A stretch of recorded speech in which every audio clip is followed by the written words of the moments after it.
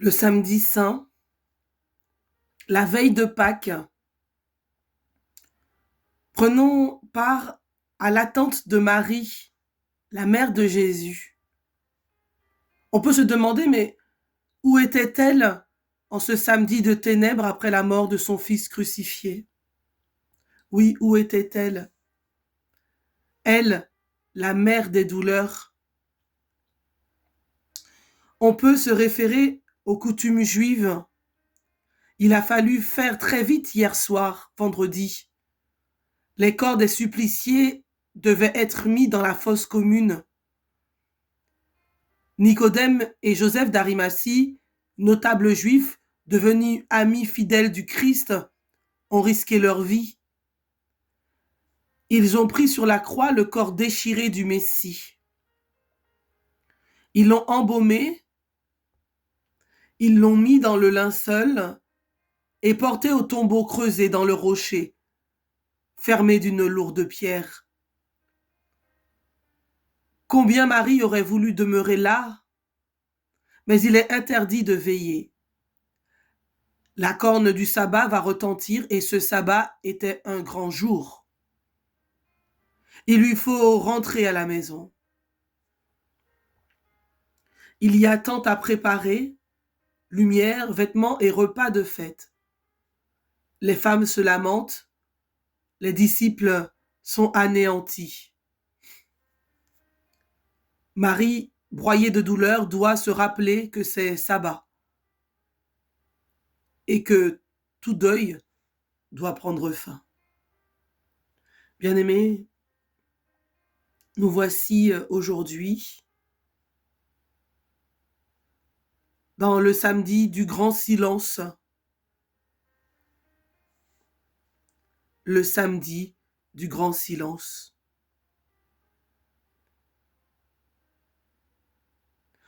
Le samedi saint, l'Église demeure auprès du tombeau de son Seigneur. Elle médite la passion et la mort du Christ, ainsi que sa descente au séjour des morts, en attendant sa résurrection. Ces quelques lignes, bien-aimés, nous invitent à nous tourner encore et davantage dans la prière. Je vous propose alors ce matin les laudes. Je vous propose alors ce matin de prier avec moi dans ce grand silence. Cette solitude parce que le roi sommeille. La terre a tremblé et elle s'est apaisée parce que Dieu s'est endormi dans la chair.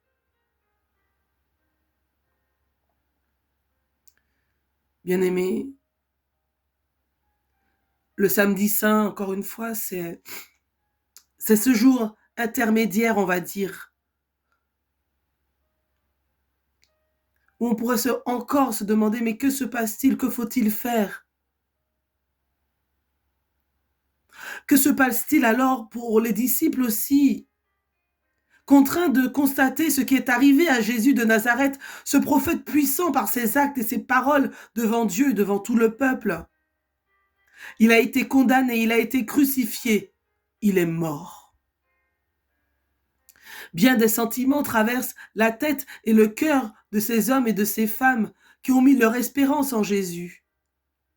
Imaginez donc, frères et sœurs, dans un silence sidéré, ils s'interrogent, ils doutent, ils se révoltent. Mais plus que tout, ils font mémoire des actes et des paroles de Jésus.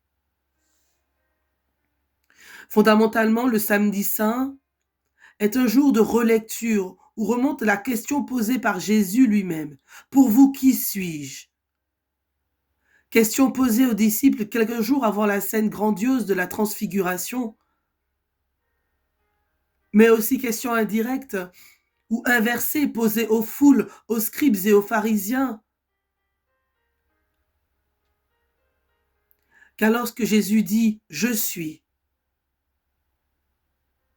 il nous oblige à nous positionner. Alors, on l'a lu, cet homme est un imposteur, un fou, un homme à part, le Fils de Dieu. Et ces questions dans le cœur des disciples butent sur la croix, sur la mort brutale de Jésus. C'est un anéantissement apparent de tout espoir. Même si certains se souviennent d'étranges paroles de Jésus, il faut que le Fils de l'homme soit tué et que le troisième jour il ressuscite. Luc 9, 22. Si tous croient que les morts ressusciteront au dernier jour, Jean 11, 24, si la plupart ont vu la résurrection de Lazare, aucun n'a compris le sens exact de cette parole de Jésus. Pris entre la mort de Jésus et sa résurrection, le samedi saint fait place, bien-aimé, au silence de l'intériorisation, à l'approfondissement des faits et des gestes de Jésus. Il appelle à faire acte de foi semblable à celui du centurion. Marc 16, 39, vraiment, cet homme était le Fils de Dieu. Si le samedi saint est un jour en creux, il nous appartient d'assumer ce creux pour en recevoir les fruits. Sachez que les premiers chrétiens faisaient de ce jour un jour de jeûne absolu, non pénitentiel mais festif, un jeûne de désir, du désir d'être comblé par la résurrection du Christ. Il s'agit donc de ne pas vouloir remplir ce jour de choses à faire, mais plutôt d'accepter ce vide. Si le Christ est notre vie, et si nous affirmons que le Christ est notre vie, si nous reconnaissons qu'il s'est endormi, ce n'est pas pour que nous l'abandonnions encore, mais bien pour que nous veillions auprès de lui, différemment du jeudi saint. Frères et sœurs, c'est l'occasion de prendre la mesure du vide, la mesure de l'absence, mais pas de manière désespérée, justement parce que la méditation des actes et des paroles du Christ nous redit en qui nous avons mis notre espérance.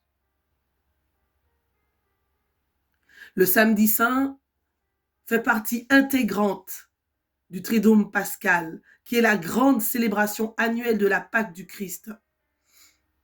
Cette seule et même célébration maintient vive durant 40 jours la mémoire de l'unique sacrifice rédempteur, sauveur du Christ.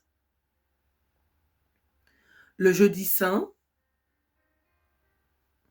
du jeudi saint au dimanche de Pâques, nous sommes rendus participants à l'offrande que Jésus fait de lui-même pour notre salut. Le samedi saint n'est pas un jour à part, il est un jour à prendre en compte au cœur de cet ensemble parce qu'il est le lieu d'une résonance entre les événements qui constituent le mystère pascal. Entre la célébration eucharistique du jeudi saint et celle de la nuit de Pâques, l'Église ne célèbre pas l'Eucharistie. Il y a donc 2 jours aliturgiques, au sens où l'on donne le nom de liturgie uniquement à la célébration eucharistique. Mais ce ne sont pas 2 jours sans liturgie, car l'Église prie, l'Église se rassemble pour former le corps du Christ en prière. Elle fait monter sa grande prière le vendredi saint en se tenant devant la croix où Jésus offrit avec un grand cri dans les larmes des prières et des supplications à Dieu qui pouvaient le sauver de la mort. Et il fut exaucé en raison de son grand respect. Elle continue de prier le samedi saint avec retenue dans une plus grande sobriété, sans éclat. Elle se réunit pour célébrer les heures qui soutiennent son espérance. Bien-aimée, et c'est bien la foi qu'elle affirme en reprenant dans l'office des lectures les psaumes de la confiance. En toute paix, je me couche et m'endors car tu me fais vivre. Car celui qui s'est endormi dans la chair va se réveiller et déjà nous l'acclamons, qu'il entre le roi de gloire. Car si nos yeux pleurent, et c'est juste, l'ami perdu, le Fils unique, le bien-aimé, le Seigneur de gloire, nous pouvons prononcer les mots que lui-même place dans notre bouche. J'étais mort et me voici vivant pour les siècles. Je détiens les clés de la mort et des enfers. L'Église en prière ne regarde pas sa détresse. Elle tourne résolument son regard vers le Christ qui s'est fait obéissant jusqu'à la mort et qui reçoit le Père, qui reçoit du Père le nom qui est au-dessus de tout nom. Frères et sœurs, Le Christ s'est endormi dans la chair. Il y a là toute l'apparence d'une perte. Il a perdu la vie, il est mort. Pourtant, c'est la condition nécessaire pour que la vie jaillisse, pour que la vie gagne tout l'espace laissé par la mort. Seul le don qui appauvrit de ce que l'on a donné permet de recevoir davantage, puisqu'un espace s'est ouvert. Le samedi saint est le jour témoin de cette réalité. Le samedi saint est espace entre la perte et le gain. Et si la perte est celle du Verbe fait chair, le gain est celui du Christ ressuscité, nous prenant dans sa gloire, car voici que moi, qui suis la vie, je ne suis plus qu'un avec toi.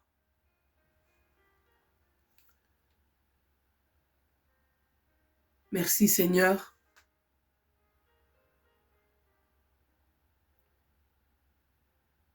Merci Jésus.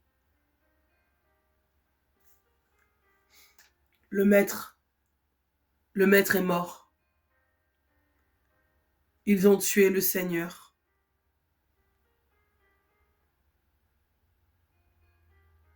Le maître de la vie, prisonnier du tombeau, venez, adorons-le. Psaume 94. Venez, crions de joie pour le Seigneur. Acclamons notre rocher, notre salut. Allons à lui en rendant grâce par nos hymnes de fête, acclamons-le. Oui, le grand Dieu, c'est le Seigneur, le grand roi au-dessus de tous les dieux. Il tient en main la profondeur de la terre et les sommets des montagnes sont à lui. À lui la mer, c'est lui qui l'a faite et les terres, car ses mains les ont pétries. Entrez, inclinez-vous, prosternez-vous, adorons le Seigneur qui nous a fait. Oui, il est notre Dieu, nous sommes le peuple qu'il conduit, le troupeau guidé par sa main. Aujourd'hui, écouterez-vous sa parole? Ne fermez pas votre cœur comme au désert, comme au jour de tentation et de défi, où vos pères m'ont tenté et provoqué, et pourtant ils avaient vu mon exploit. 40 ans, leur génération m'a déçu, et j'ai dit, ce peuple a le cœur égaré, il n'a pas connu mes chemins. Dans ma colère, j'en ai fait le serment, jamais ils n'entreront dans mon repos. Gloire au Père, au Fils et au Saint-Esprit pour les siècles des siècles. Le maître de la vie, prisonnier du tombeau, venez, adorons-le. Psaume 63. L'innocent a été mis à mort.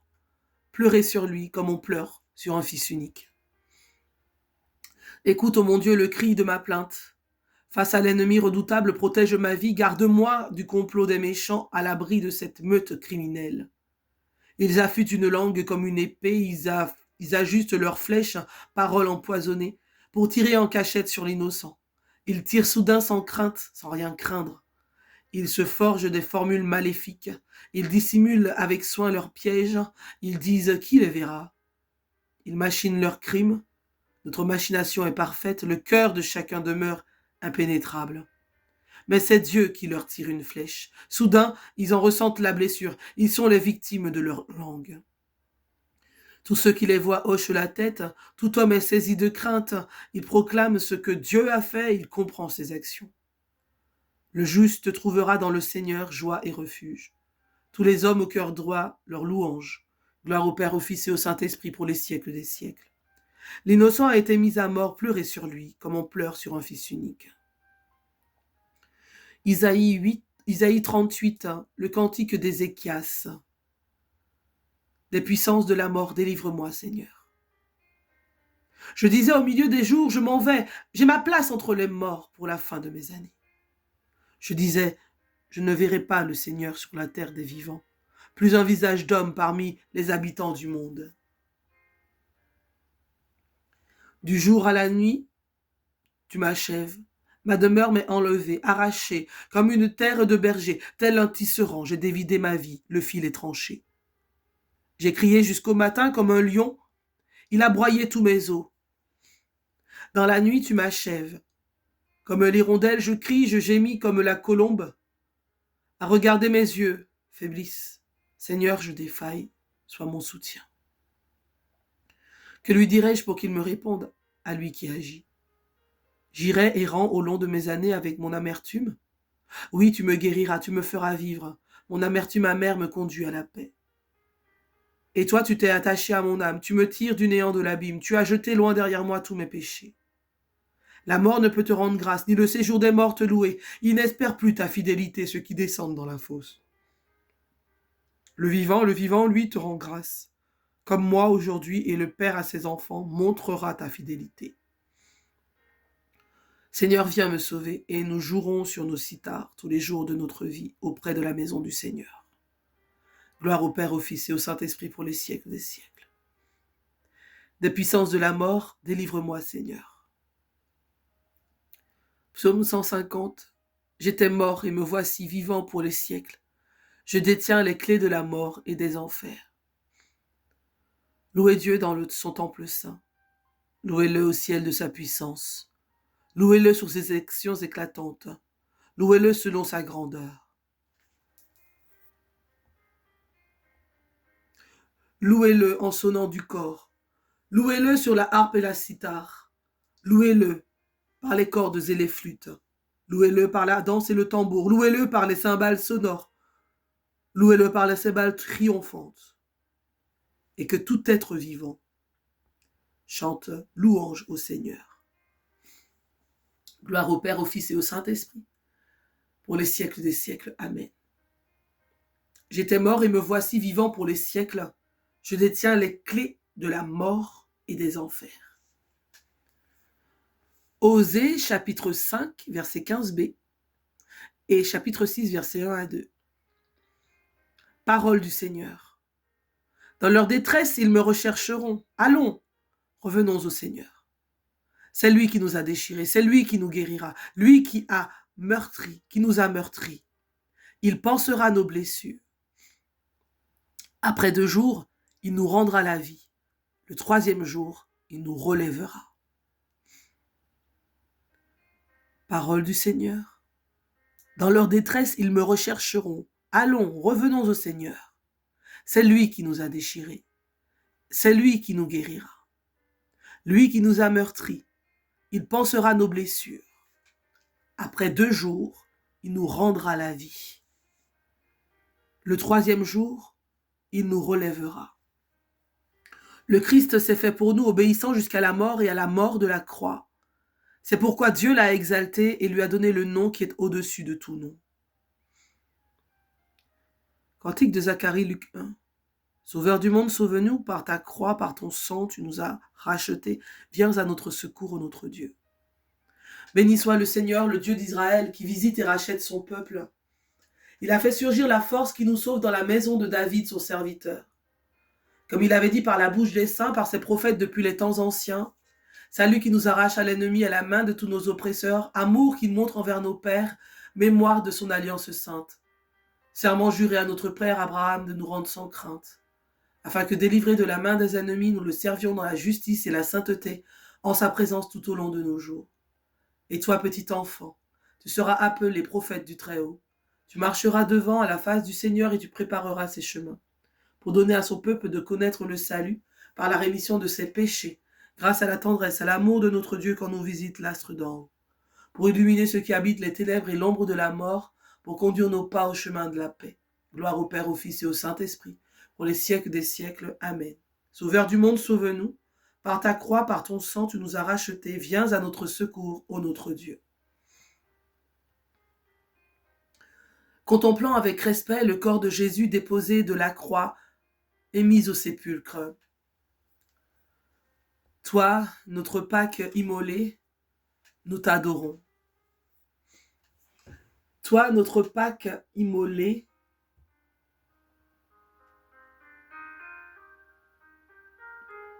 toi, notre Pâque immolé, nous t'adorons. Ô Christ Sauveur, comme le grain tombé en terre, tu as connu le tombeau, prends-nous dans le mystère de ta mort. Toi, notre Pâque, nous t'adorons. Ô Christ enseveli, ta mère a veillé dans la foi. Fais-nous participer à son espérance. Toi, notre Pâque, immolé, nous t'adorons. Ô Christ nouvel Adam, tu es descendu aux enfers pour délivrer les justes. Entraîne à la vie ce que le Père t'a donné. Toi, notre Pâque immolé, nous t'adorons. Ô Christ vivant, nous avons plongé avec toi dans l'eau et le feu. Fais-nous remonter de la mort à la vie. Toi, notre Pâque immolé, nous t'adorons. Notre Père qui est aux cieux, que ton nom soit sanctifié, que ton règne vienne, ta volonté soit faite sur la terre comme au ciel. Donne-nous aujourd'hui notre pain de ce jour. Pardonne-nous nos offenses, comme nous pardonnons aussi à ceux qui nous ont offensés. Et ne nous laisse pas entrer en tentation, mais délivre-nous du mal. Car c'est à toi qu'appartiennent le règne, la puissance et la gloire pour les siècles sans fin. Dieu éternel et tout-puissant, dont le Fils unique est descendu aux profondeurs de la terre, d'où il est remonté glorieux, accorde à tes fidèles ensevelis avec lui dans le baptême d'accéder par sa résurrection à la vie éternelle, lui qui règne avec toi et le Saint-Esprit, Dieu maintenant et toujours dans les siècles sans fin. Que le Seigneur nous bénisse, qui nous garde de tout mal et nous conduise à la vie éternelle. Amen. Seigneur, je veux te prier pour toutes celles et tous ceux qui vont être baptisés en cette nuit de Pâques. En France, plus de 7000 personnes seront baptisées en cette nuit de Pâques. Je te prie pour chacune d'elles.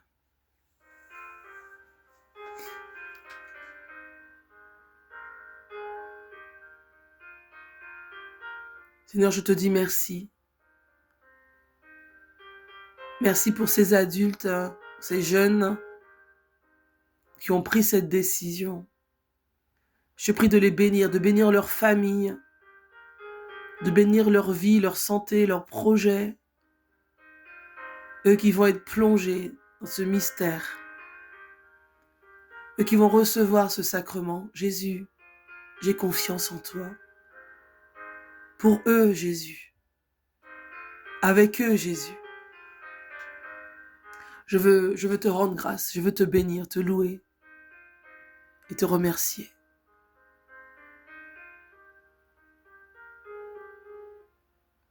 Te remercier, Seigneur, pour tous les baptisés dans le monde entier en cette nuit de Pâques.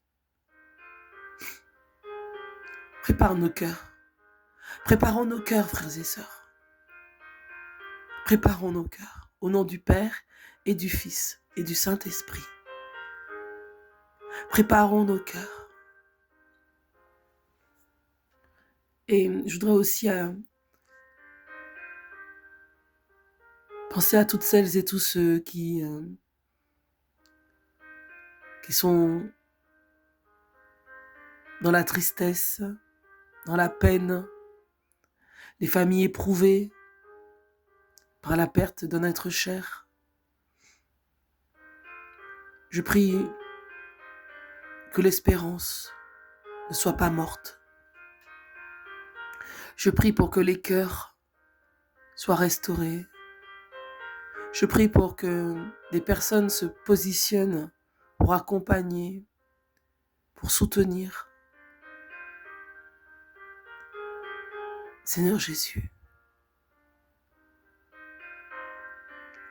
dans ce silence du samedi saint,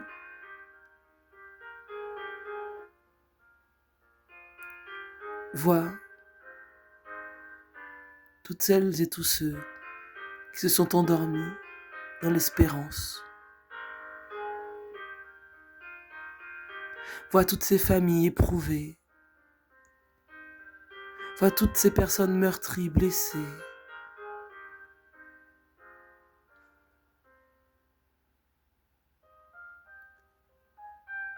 Dans le silence de ce samedi saint, je veux me recueillir. Dans le silence de ce samedi saint, je veux prier. Au nom du Père et du Fils et du Saint-Esprit. Amen.